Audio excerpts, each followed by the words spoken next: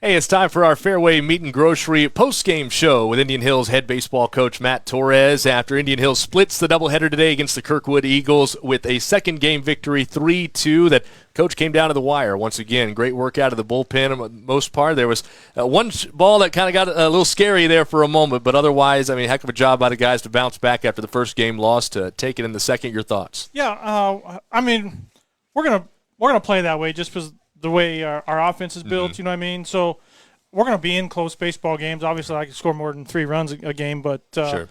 But if you look back at it, and nothing against them, they're a really good baseball team, really good. But if we catch a baseball in the first game, Right. we win 2 baseball games today. So that's something we really pride ourselves in, and we just didn't do a really good job. But we hadn't been outside and we hadn't played in a while, so. I guess, there's nothing I can do but take the split. But coaches are never happy, and when you go back and kind of evaluate, the things that we did we pitched it really well today. They're a really good hitting club, and we held them to, 5 runs or 6 runs or something like that. So I'm really proud of the pitchers, and I do think the offense showed a little bit today, which is we made some adjustments and did a little bit better job too. Right. A couple things to unpack there, specifically starting offense. You talk about timely hitting, right? That's going to be a big key as we go throughout the year here, and especially in this second game here, those 3 straight singles in the second to kind of open things up, and you get Ciro to come out and get that 2 RBI single right up the gut after those first 2 hits. That's a big knock for him, and I know it gives him some confidence. Yeah, and it really, it gives him some confidence, but it also kind of puts our club at ease, right? And we jump ahead of him again, and it gives us a chance to be like, you know what, we didn't roll over, and we have a tough ordeal after the first one, but being able to do those things and show a little bit against, like I said again, against a really good baseball team.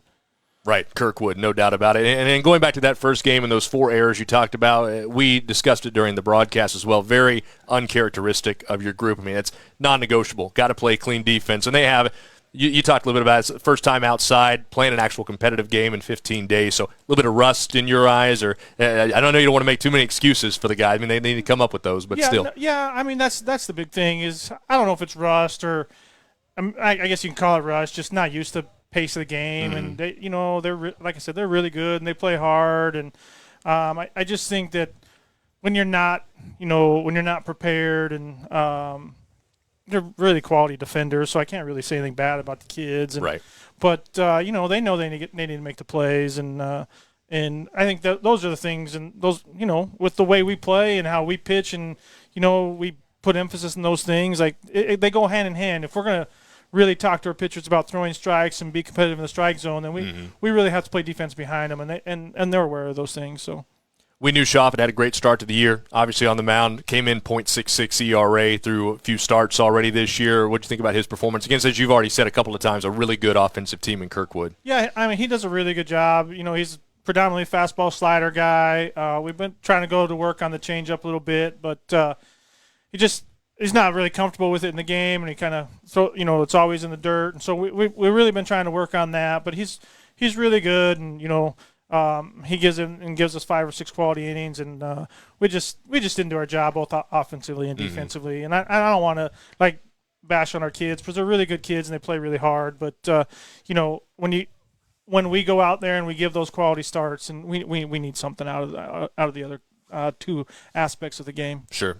Adam Golby, game 2, comes out 10 strikeouts against this group. Right? That's an outstanding performance from him as a young left-hander for you. Yeah, he's a really tough kid. He really wants to compete. He plays hard, and works really hard at getting better. And those are some things. When you put those things together, then usually you have success. Good things happen to good people. So we really believe in those things here, and our kids are really good kids. So I'm really proud of them.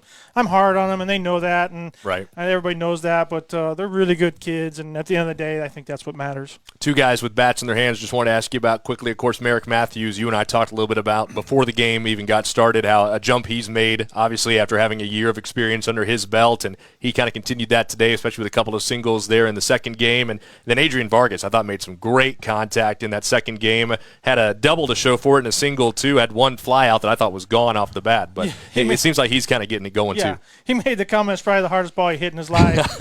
And I said, well, that's why he hit more line drives.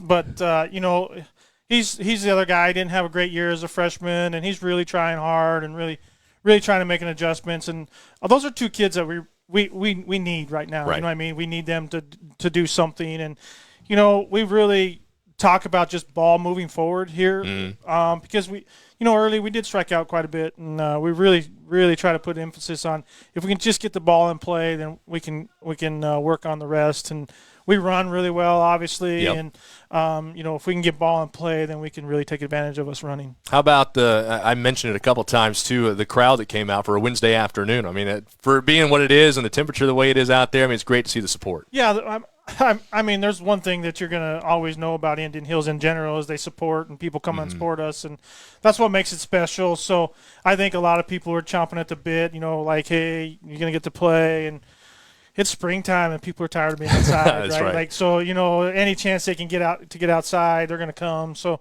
we really appreciate those people, and we appreciate you guys and the things that you do for us. But it is. I was just telling my wife the other night, I was sitting at home. I'm like, I got spring fever, man. Like, I need to get out of this house. I imagine so. Well, we're hoping to get out of the house again this weekend for a 3-game set with Iowa Central. Another, obviously, conference set up there with the Tritons to get ready for that. Hopefully, Mother Nature will cooperate with us. What's the next couple of days look like? Well, we'll probably go pretty light in the next couple of days and then just try to get back at it. Another quality program in Iowa Central. I think they're number 8 in the country in Division II. So, they got I don't know. Like, I know there's Division I and Division II in the state of Iowa, but I don't. We got really good baseballs here, so you don't really have a weekend off or a midweek off. So you got to strap it up and get ready to go because there is quality baseball in the state of Iowa.